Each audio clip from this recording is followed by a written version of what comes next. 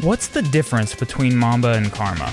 That's the question we've probably gotten the most since we re-released both of these products, and today I want to help you out with that. Mamba and Karma exist to serve completely different people.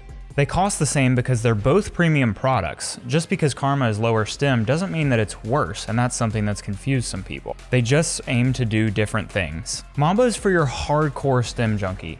It has 400 milligrams of caffeine from 2 different sources. It's our only pre-workout with beta alanine. There's 100 milligrams of theobromine, and the list goes on and on. Karma, on the other hand, serves a completely different person. Karma is somebody who doesn't necessarily want 400 milligrams of caffeine in one sitting, and who instead wants to focus on a balance between those stimulants and a laser focus profile. They have the same pump profile that utilizes NO3T exogenous nitrates to get a much better overall experience than you would with way more powder in another pre-workout. So more stim doesn't always mean more better. Karma and Mamba are on the exact same tier as far as pre-workouts go, and they're both absolutely stacked on the focus side of things. Karma just focuses more on the balance between the stims and the focus, and Mamba has absolutely no compromises between either. If you're someone who likes a great pump, laser focus, and a nice balance between the other elements of a pre-workout and the stimulants, go for Karma.